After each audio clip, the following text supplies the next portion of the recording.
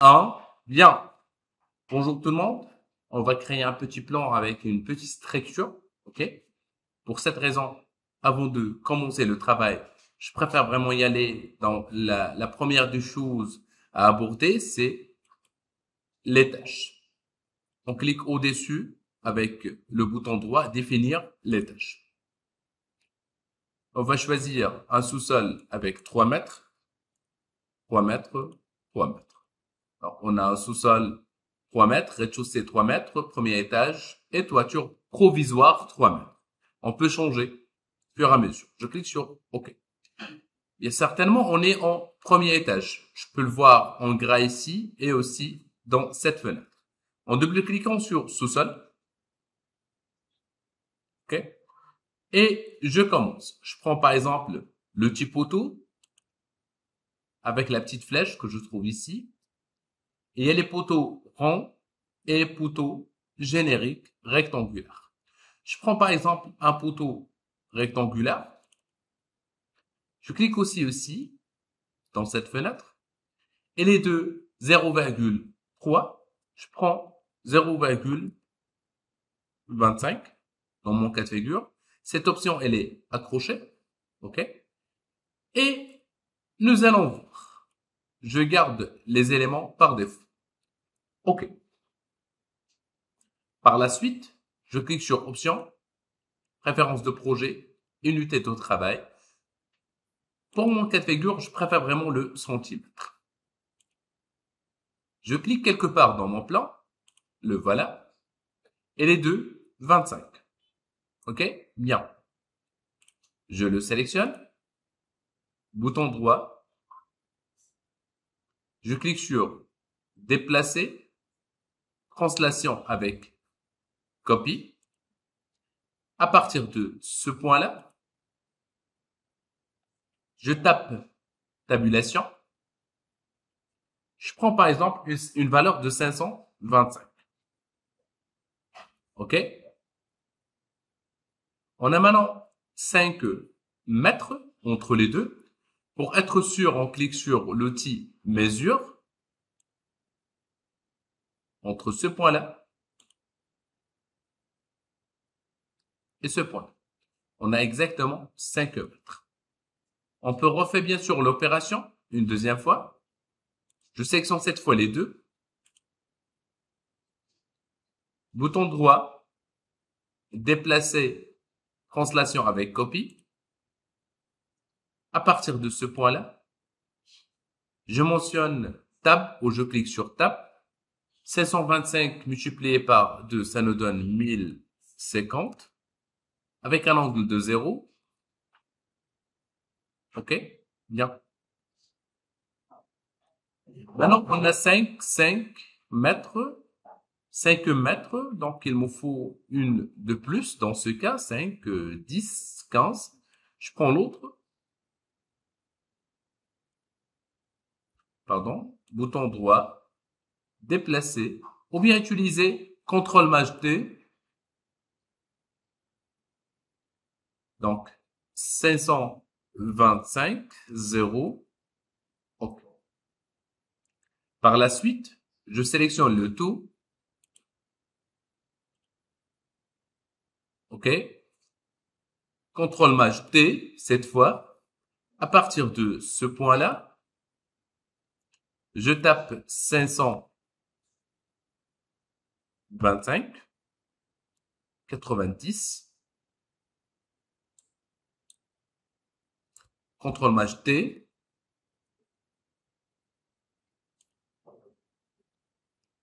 « 725. Donc, je prends ici environ 120 sur 90. OK. Et je refais un peu CTRL-MAJ-T. De ce point-là, tape 525 sur 90. Voilà. Un tout petit peu. Par la suite, certainement, on va créer des poteaux pour les donc échappes. je clique sur poutre, pardon. Je peux choisir des poutres selon le plan, bien sûr. Je prends juste 25 pour ne pas créer de soucis.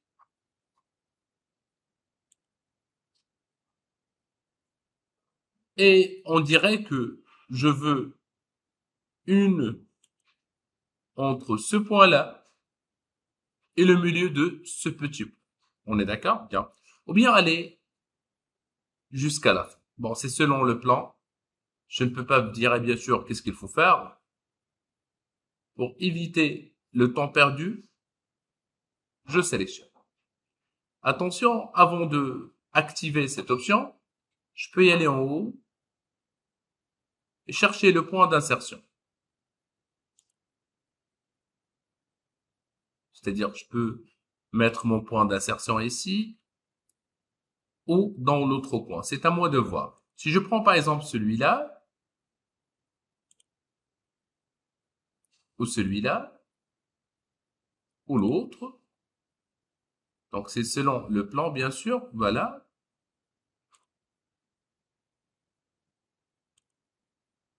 Voilà.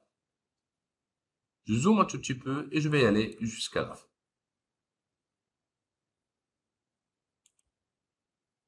Je refais un tout petit peu la même opération cette fois à partir de ce point-là.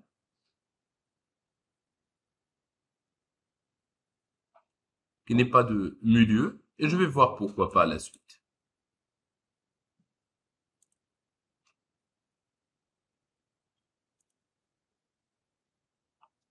Juste pour accélérer un tout petit peu.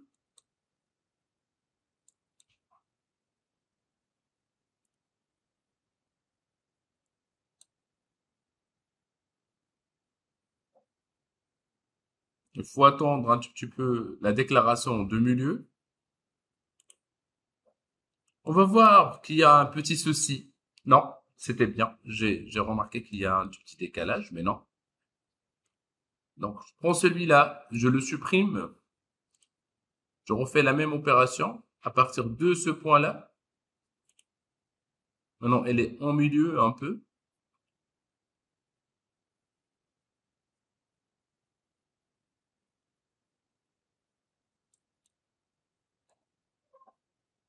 Je zoome et je dézoome vite fait.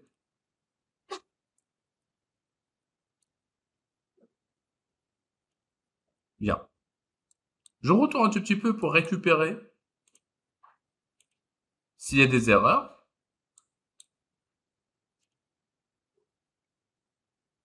Il faut qu'elle soit en milieu, comme ça.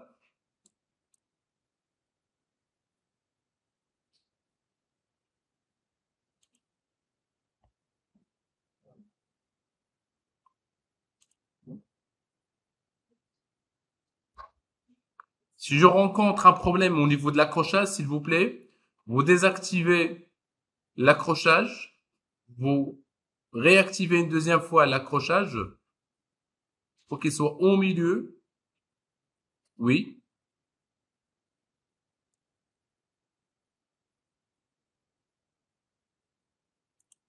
Bien. Si on clique sur F3 pour observer ce qui se passe, par la suite, on va insérer des murs. Pour les murs, restons un tout petit peu dans le sous-sol. Je prends le petit mur et comme vous savez, il faut qu'il soit un mur continu. Soit mur par mur. Donc, je clique ici sur ce petit point-là, comme vous voyez. Mais je remarque que mon mur n'est pas bien au niveau de l'assurage. Je clique sur le petit mur, mur. Il faut qu'il soit un mur basique. Je prends par exemple le béton. Actuellement, pas de décalage, juste pour mieux vous expliquer. Le sous-sol vers le rez-de-chaussée. Le point d'insertion, on dirait que je veux un intérieur, comme ça. Bien. Pour arrêter, bien sûr, le mur dans ce point-là, un double-clic. Si on travaille avec un mur continu. OK? Sinon, on va travailler avec un mur simple.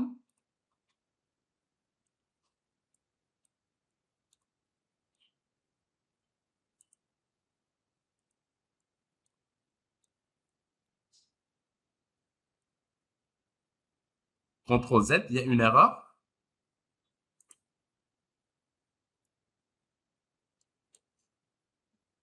À partir de ce point-là,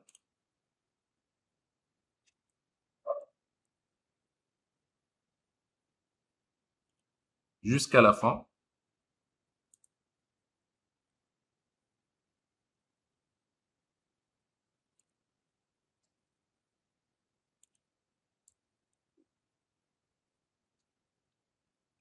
des murs entre les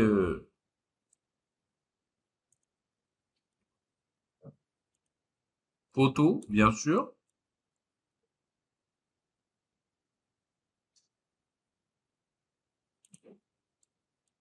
Bien sûr, et je peux dupliquer les murs qui se trouvent en haut. Je clique sur la flèche, je maintiens la touche. Donc, je clique un tout petit peu dans la flèche et je peux sélectionner les murs en maintenant la touche Shift. C'est pas la peine de redessiner.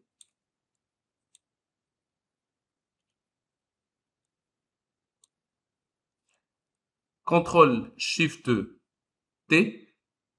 À partir de ce point-là,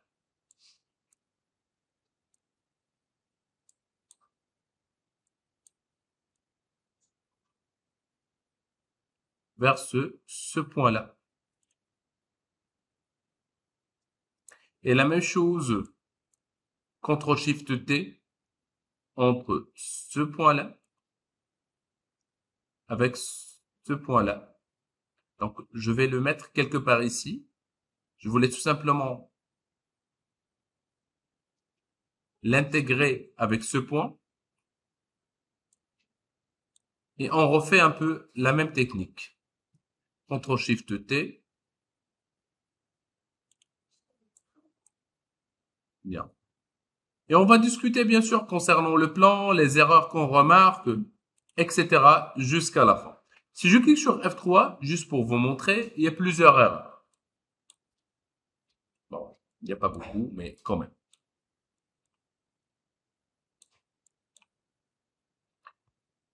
La première des choses, si vous voyez avec moi, on a un mur de 300. Ici, l'endroit qui reste, il est réservé normalement pour les poutres, entre les deux poutres ici. On peut le faire. C'est selon le plan. Je répète, c'est selon le plan. On rentre vraiment pas dans des détails techniques. C'est le plan qui indique normalement l'utilisation de chaque élément. Et si, dans cet endroit, on va utiliser les choses autrement. Comme vous savez, cette forme, c'est la forme de poteau. Mais parfois, on a ce qu'on appelle les murs porteurs. Un mur porteur. Pour un mur porteur, allons-y. Je sélectionne cette forme et je clique sur la boîte de dialogue. Je désactive l'accrochage entre les deux formes et on dirait qu'il y a 5 mètres. Je prends 525, CTRL Z, je désactive 525. Bien. 525 et je le déplace en 3D si je veux. Sinon, je clique sur la 2D. On a cette poutre sous forme d'un mur porteur.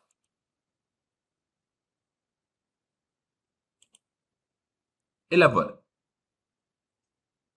Un mur porteur. CTRL SHIFT T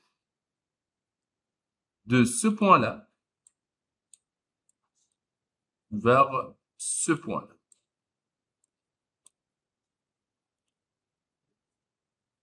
Et ici, je peux bien sûr rajouter une deuxième valeur ou bien créer un autre mur porteur ou bien c'est l'entrée de la part. C'est selon le plan. Donc, je répète, La seule différence entre un mur et un mur porteur, c'est qu'un mur porteur, on le fait bien sûr avec des poteaux. C'est clair? Bien. Voilà un tout petit peu notre structure de base. Par la suite, on va y aller pour créer pour la première fois une dalle. Cliquons sur le sous-sol. Je prends la dalle. Je clique sur l'outil dalle. Je clique une deuxième fois sur la dalle, ici. Et je vais choisir que je vais utiliser une dalle structure basique. Et si on peut choisir bien sûr la structure, béton, béton armé, je sais pas, c'est selon le besoin.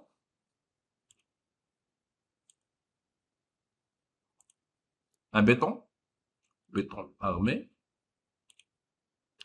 Ici, dans le modèle, je vais activer la face supérieure.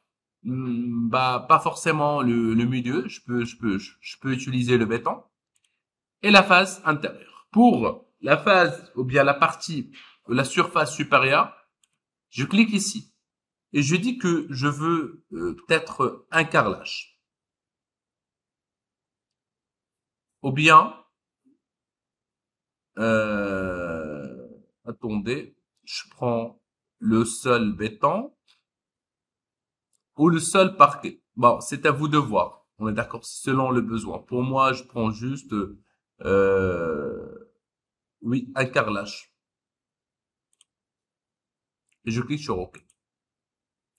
Par la suite, j'ai le droit d'utiliser l'option de la géométrie polygonale, comme je peux utiliser l'option de la géométrie rectangulaire. Bien, dans notre cas de figure, on va utiliser rectangulaire, c'est plus facile. Parce que géométrique polygonale, je dois cliquer, premier point, deuxième point, troisième point, etc. Non, c'est pas dans notre plan. On clique juste sur l'option de la géométrie rectangulaire. Je zoome très très bien. Je clique ici sur ce petit point-là. Je zoome et je dézoome et je clique sur le plan. Je clique sur F3 pour mieux voir notre dalle qui a été faite ici. Bien. Par la suite, on dirait que parfois, on veut faire des modifications dans notre plan. D'abord, il faut enregistrer. Enregistrer sous.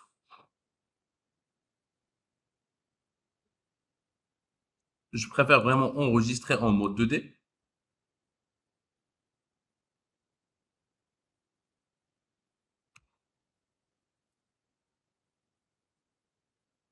Bien, avec la date d'aujourd'hui. Par la suite, passons pour dupliquer tout ça. OK? Il faut passer pour dupliquer tout ça. Pour cette information, pour appliquer cette option, passons vers la 3D. Je clique au-dessus de sous-sol. OK? Bouton droit, éditer les éléments par étage. Pour sélectionner mes éléments. D'abord, je passe vers le rez-de-chaussée et comme vous voyez, j'ai rien. J'ai juste la trace des poutres. Je clique sur vue. J'active la règle. Et on dirait que j'insère une ligne dans ce sens, une autre ligne dans l'autre sens, pour remarquer qu'il y a une petite erreur ici.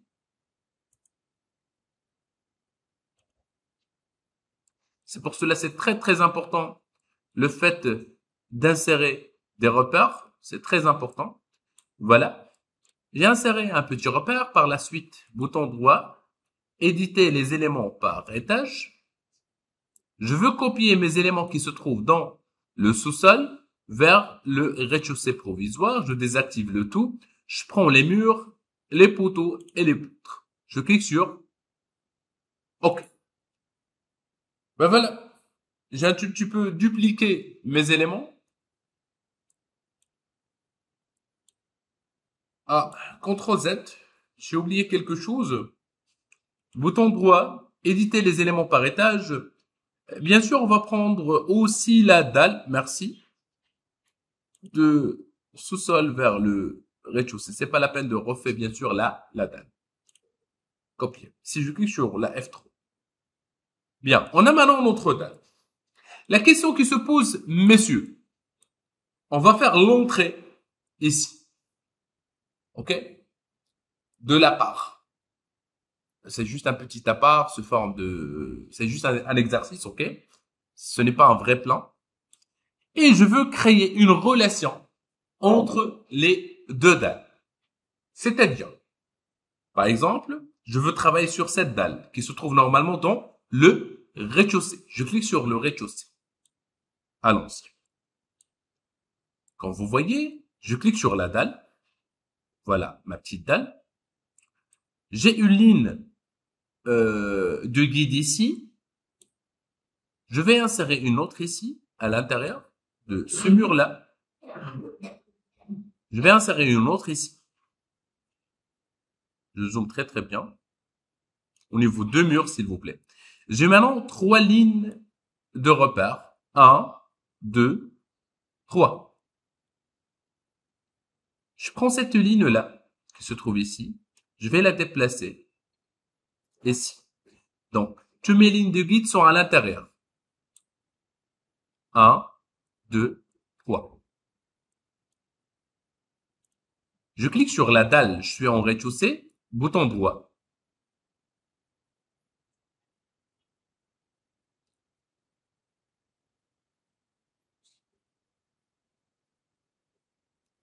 Sélectionner en 3D, afficher la sélection en 3D, ou bien tout désélectionner.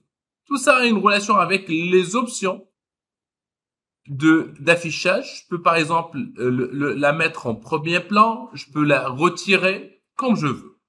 Mais ce n'est pas vraiment la question que je veux aborder. Je déplace la souris là où il y a la ligne de guide, ok? Il y a une petite flèche de 4 flèches, ou bien un outil de déplacement de 4 flèches. Je clique et je maintiens. Tab, je mets 300 cm. J'ai maintenant un décalage de 300 cm. Je rajoute un autre ici. Bien. J'ai une forme de 3 mètres. Ici. Monsieur, pour être sûr, on clique sur l'outil mesure. Je mesure. C'est 3 mètres exactement. Entre ce point-là. Et je zoome très très bien. Ici. On a 3 mètres. Bien. Le fonctionnement de le probolian, ça se fait comme ça. Je clique sur la dalle. Je sélectionne l'outil dalle. Je répète. On sélectionne la dalle. Et je clique sur l'outil dalle. Je prends le même outil rectangulaire. Je clique sur le premier point qui se trouve ici.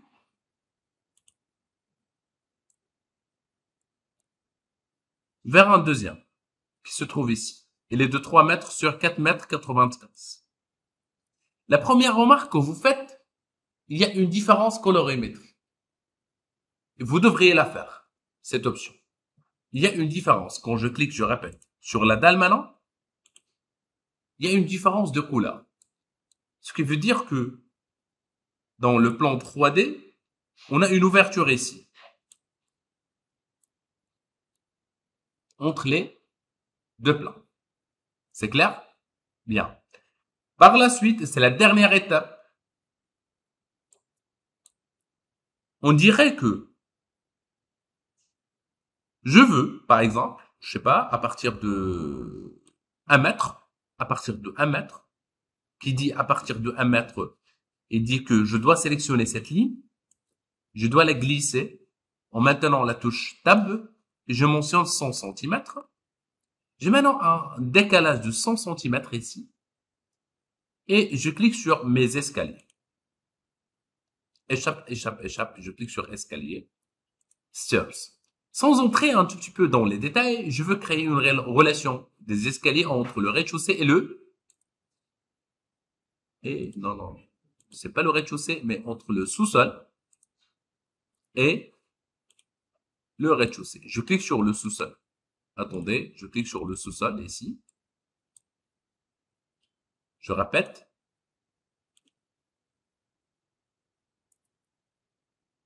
escalier entre le sous-sol et le premier étage. Je veux des stairs avec 100 centimètres, c'est-à-dire la largeur de mes escaliers et sont de 100. Monsieur, ici, on a un nombre de contre-marches. C'est à nous de spécifier. Ben non, il y a des règles. On est d'accord à respecter. Le Archicad vous propose entre 15 et 20 marches. C'est ce que vous pouvez faire. On est d'accord, rien de plus. Normalement, le normal, on trouve 8 marches, palier, 8 marches. On est d'accord, c'est un peu dans cette dans 3 mètres, c'est tout ce qu'on retrouve. Donc, je prends par exemple 16 qui vont me donner 18. Je prends 17 qui vont me donner 17. Je préfère vraiment une valeur de 17 centimètres. OK? Par la hauteur de marche. C'est une valeur correcte. Je clique actuellement sur OK. Par la suite, je rajoute des gardes de corps. C'est pas le bon endroit, c'est pas le bon moment. Je le désactive actuellement. Je clique sur ce petit point-là pour débuter mon dessin. Maintenant, ce que je veux, c'est que les escaliers vont se déplacer dans l'autre sens un tout petit peu. Donc, je change la direction. Donc, je choisis bien sûr le point. Il faut qu'il soit droit, bien sûr. Le crayon, maintenant, elle est en noir. J'ai inséré 16 marches dans cette direction environ. Ce qui est beaucoup. Par la suite, je clique sur cette fenêtre flottante, il faut la chercher. Et je choisis que je veux un palier. Un palier de cette direction vers ce point-là. Maintenant, on a un crayon noir. C'est-à-dire que j'ai désactivé environ 4 marches. Je clique une deuxième fois sur voler. Les volets, et je vais faire le retour un tout petit peu vers les tâches. Quand vous voyez, si je supprime par exemple une partie, juste pour vous montrer, un palier en général, c'est un palier qui vous permet d'insérer un endroit. Mais par la suite, il calcule et vous dit que c'est trop autant que palier. Qu'est-ce qu'on peut faire? On peut par exemple insérer un autre palier ici. Je tout un palier. Par la suite, je continue avec les marches. Attendez. C'est bloqué un tout petit peu. Restez avec moi, s'il vous plaît. Bien. Je retourne vers le point d'insertion, si je veux. Si on dirait que c'est le point d'insertion.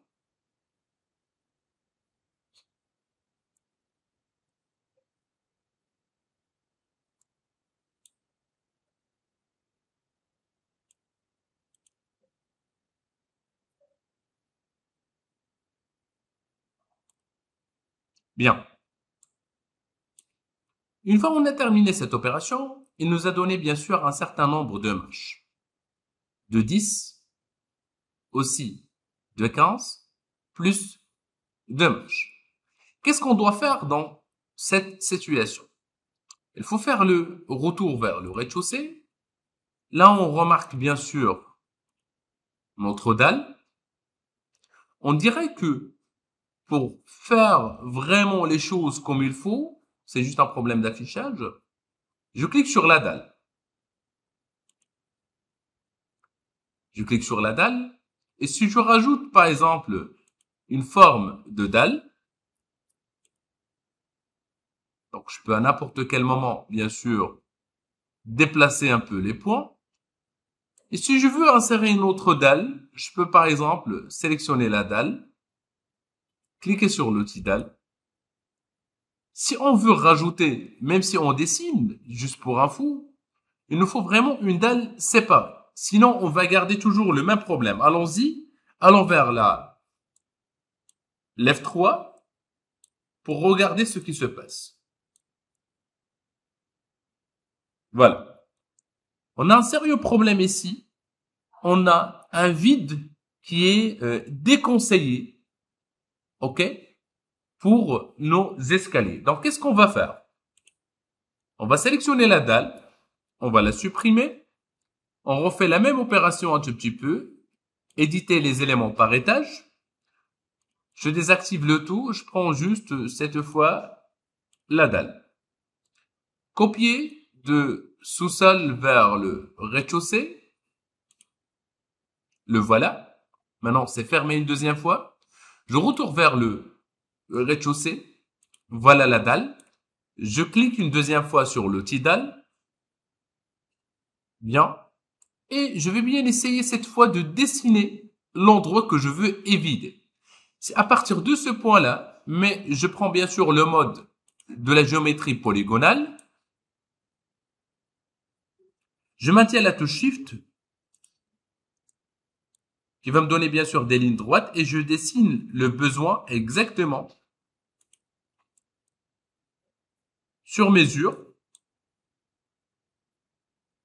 Je prends bien sûr une ligne de règle ici. Je remarque qu'il y a un petit décalage.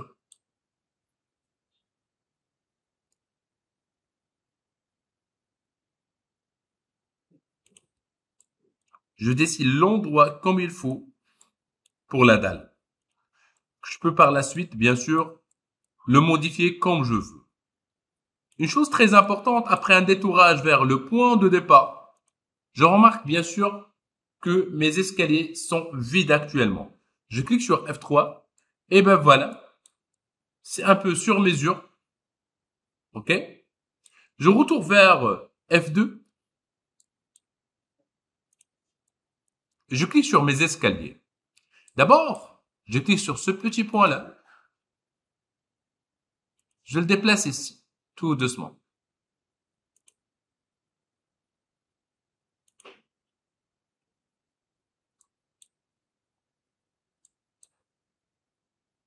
Petit à petit, pour qu'on puisse facilement le déplacer. Ça demande bien sûr une carte graphique très puissante. Une fois que vous terminez cette opération, voilà le résultat. Ce que vous voyez ici s'appelle un échappé. La présence de l'échappé n'est pas obligatoire, mais de préférence que vous le gardez pour que vous puissiez facilement savoir où se trouvent vos escaliers et aussi éviter le fait de toucher le mur ou bien la dalle avec la tête de quelqu'un. On est d'accord? Ça, c'est très important. Si vous voulez désactiver cette option, on clique sur Documentation, Vue modèle, option de vue modèle. Je clique sur option des escaliers, désactiver l'échappée.